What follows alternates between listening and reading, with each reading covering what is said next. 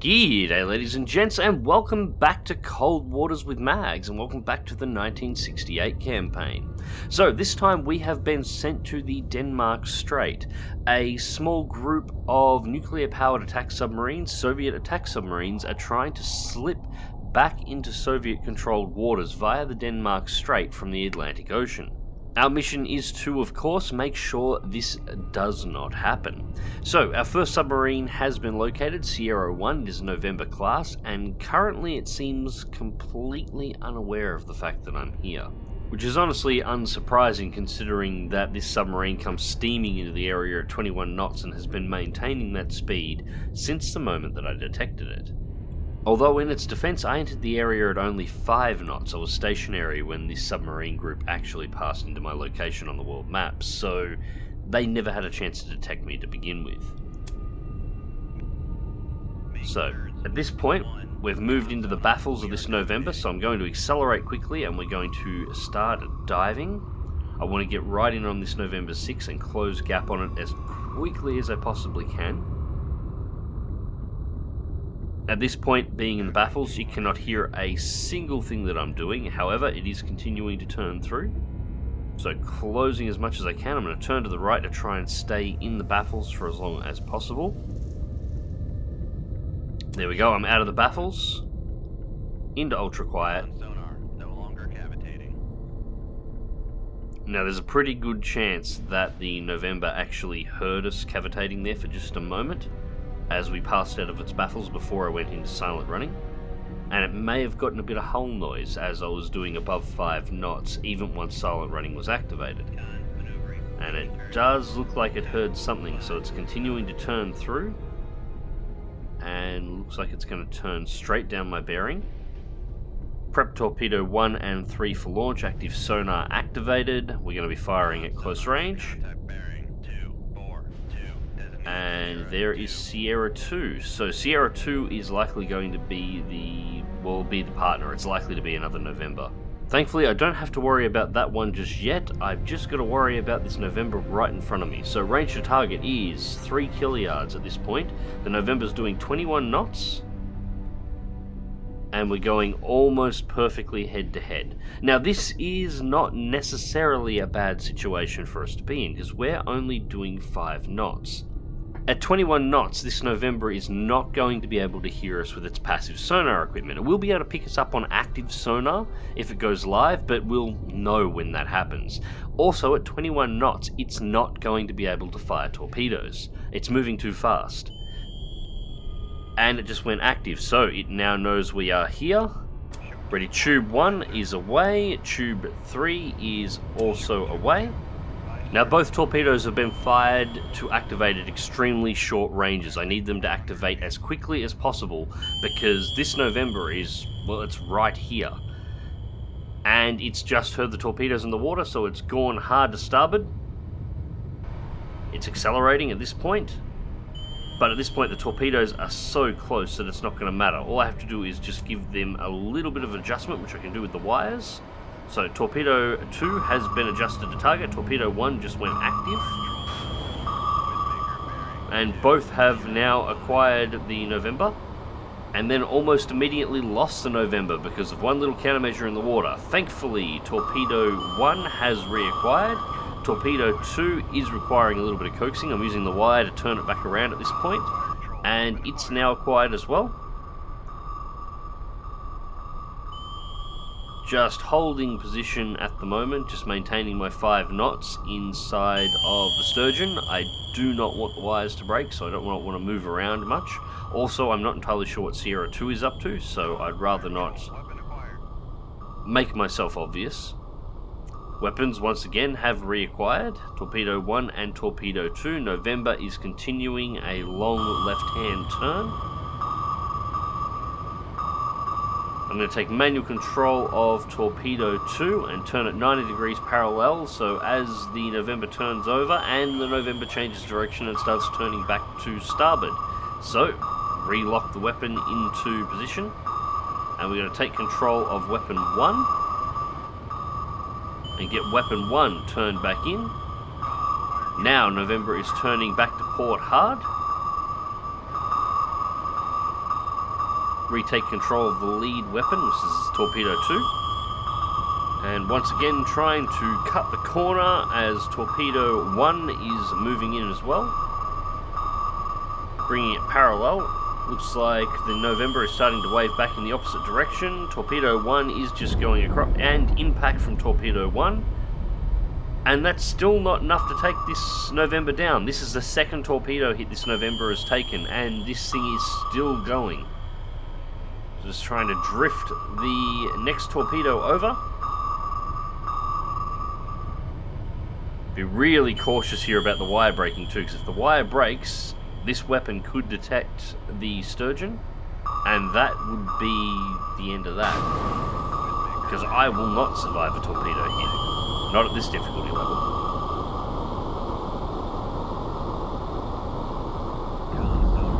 Finally, impact. 3 torpedoes to take down a November. How shit are these American weapons?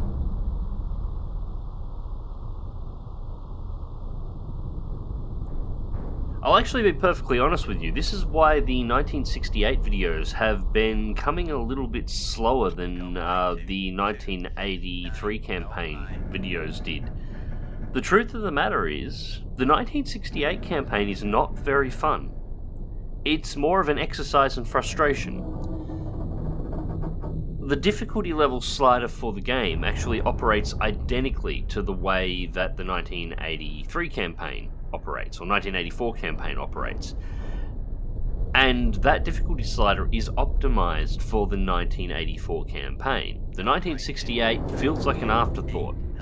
The weapons that are available to the US submarines are completely inferior, but often don't act as they should. More than that, the Soviet weapons I've noticed have a tendency to selectively home. They won't always, even in situations when they should acquire another Soviet ship or submarine, will often ignore that Soviet ship or submarine and continue to acquire the American submarine at a point when it shouldn't. Not to mention that I've had more than one occasion where I have been detected while being directly in the middle of the baffles of an enemy submarine, at a point where it should have no capability of doing so.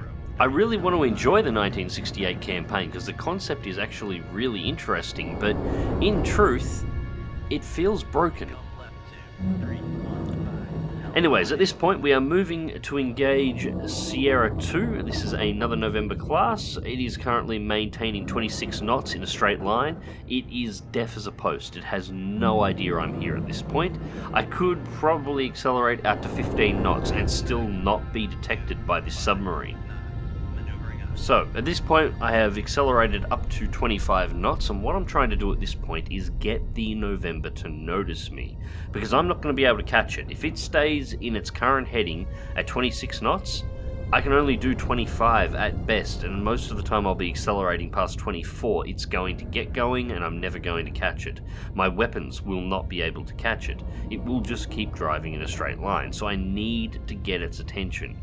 If I can get it to slow down and turn against me, it's probably going to fire a weapon. That's entirely fine. I'm prepared to dodge that. But if it's doing that, it's also pointing in my approximate direction, which means it's going to be closing range, so my torpedoes no longer need to chase the bastard down. And it's worked. The November is now turning to the starboard side. It has detected us. I'm turning hard back to my port. I'm trying to throw myself towards the rear of the submarine, foul his ability to actually get a torpedo on me. And I'm about to go to silent running and prep myself to launch my torpedoes. We are close enough at this point. Turning back into his side, we're not going to be able to get into the baffles, but we're going to have him at 90 degrees at the point we fire. And at the moment I'm about to launch my torpedo. The November launches its torpedo. So, tube 1 away, tube 2 away. Active sonar on tube 1, that is fine. Weapons are already going active, and I've just blown emergency ballast. Because the Soviet torpedo is that close, I need everything I can to get above it. Now this is going to cause me some problems later on, but it did just prevent me from taking a torpedo straight in the nose that would otherwise have killed me. Now, my weapons have split up. One weapon has acquired the November and is currently in evasive mode, moving around a countermeasure. The other went to our port and went into search mode, so we need to stay above that to make sure it doesn't acquire us. And our main weapon is tracking well and impact on November. Second weapon is acquired and homing on the November again. November has deployed countermeasures. And it's actively pinging, trying to seek us out at this point. But we've got our own problems. We still have a Soviet torpedo on our arse, and because we blew ballast, we're effectively a giant bag of air trying to stay submerged underwater at this point. We need to go down, so I'm going to have to take it at 25 knots. We're going full down on the planes. We've got everything we possibly can pushing us towards the bottom, even though the submarine itself wants to go back to the surface. So what we're going to need to do is take this weapon all the way to the bottom, and as soon as we've managed to evade it at the bottom, immediately head back to the surface and get out of its search cone. So we leave the weapon at the bottom of the ocean, get back to the surface so we can actually get our tanks refilled, so we can engage in normal combat. At this point, our main weapon has been evaded by the November, and the November has disappeared, and we have breached the surface. This would be a horrible time for an anti-submarine warfare patrol to just show up.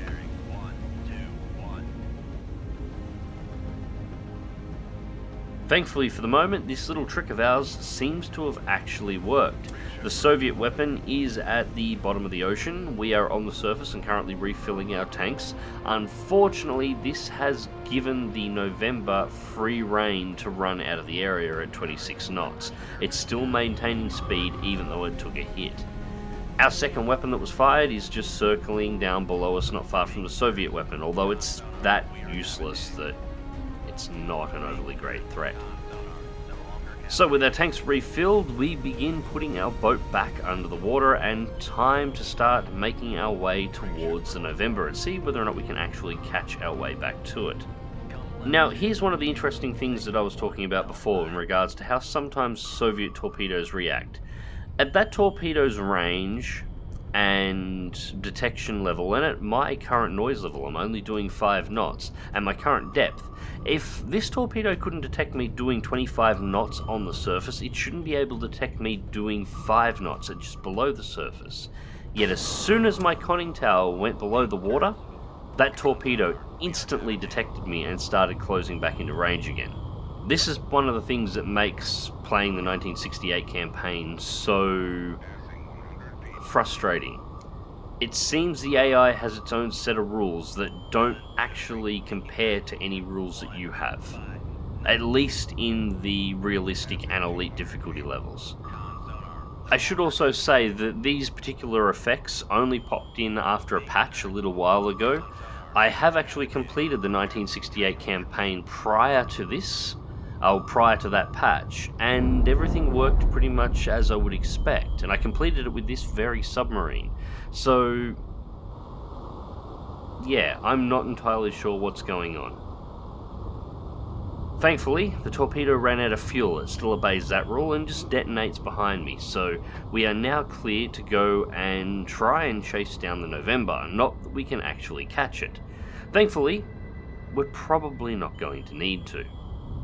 After sailing in a perfectly straight line for about 3 or 4 minutes real time while running time acceleration, the November just suddenly decided it wanted to turn around.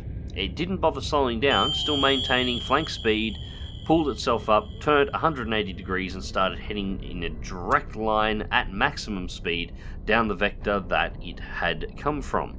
So that puts a November directly in front of us that can't see us, once again, because it's at flank speed. It's deafening itself. And it's currently at 4.5 kiliyards and closing rapidly, still maintaining 24 knots on the dot. Now we've already dropped down to 5 knots. We're not at ultra quiet at this point because I'm loading a torpedo into tube 1. We have tubes 2, 3 and 4 loaded, with tubes 3 and 4 set with active sonar. At this point, active and passive on the contact is still clear, so the November cannot hear us. and we are just currently matching depths with her. And she's accelerated to 26 knots, now at 3.4 kiluyards. And we're just bringing the boat a little bit closer to the surface. I want to line this thing up in almost a perfect head-on, so the torpedoes are going to be coming straight at the tip of her bow. Alright, into ultra quiet. At this point, this is just to give us a little bit longer without being detected as she closes in. We're now down under 3 kiluyards in terms of range.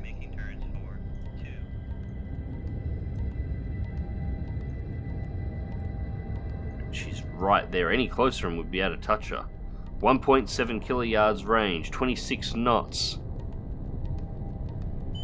Alright, time to ready the weapons. She's pinging actively, and Tube 2 is away. Tube 3 is also away.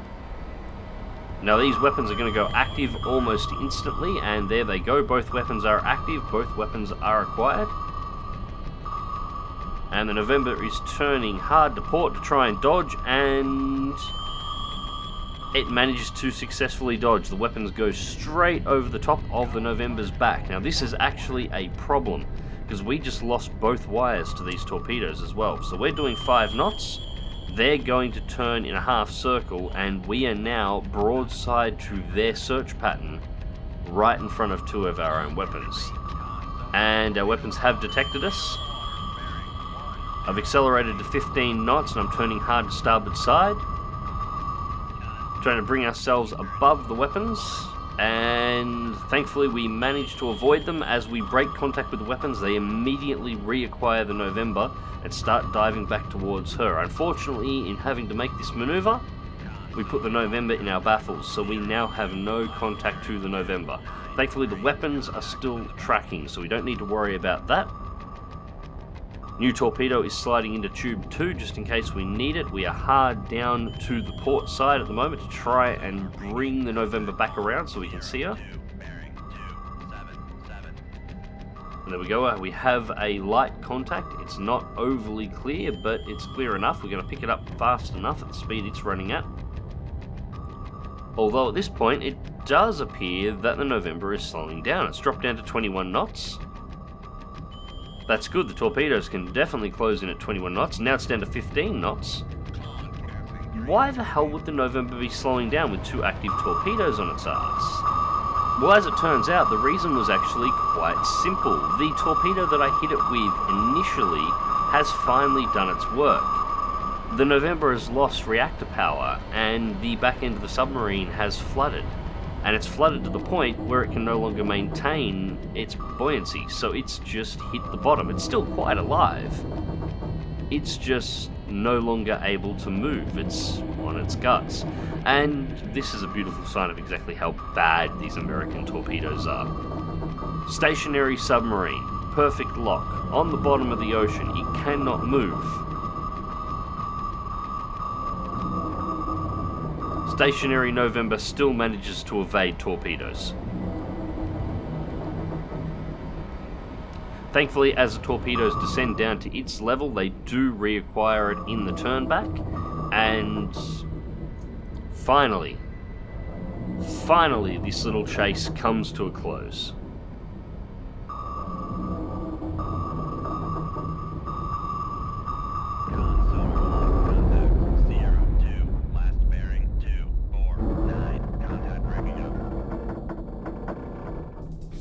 Alright guys, so it's time for brutal honesty here. I'm probably not going to complete the 1968 campaign. I'm probably going to start another 1984 campaign with a non-688 class submarine, or probably play through one of the modded campaigns in the Soviet subs while I'm waiting for the new DLC to come out. And it's quite simply because what you've just seen, and if you go back and watch the previous 1968 video I did where I was trying to chase down a November, you'll notice the AI is doing exactly the same thing every time. And what's worse, it's not just the submarines that are acting this way. The surface ships are doing exactly the same thing as well. That is to say, they run in a straight line, they turn 180 degrees after a certain distance, and then they drive straight back towards you, unload whatever weapons they have, and then they just turn off and they do it again. It's the only attack pattern that they actually seem to know at this point. Add to that the absolute piss poor performance of the American weapons and American submarines at this difficulty level, in conjunction with the rather intriguing and selective performance of the AI-controlled Soviet weapons. This just isn't any fun. It really feels broken to play. Anyways, ladies and gents, hope you enjoyed the video and thank you very much for watching. Sorry to those who were enjoying the 1968 campaign, but I'm just not going to play it in this state. It's just not enjoyable to play at the moment. Anyways, so, what are we going to do about old submarines? Well, I guess I'm just going to have to boot up Silent Hunter 5 with the Wolves of Steel mod again, and gonna have to get our old submarine fixed that way. Until next time, remember to click that like button, subscribe if you want to see more, and as always, take care.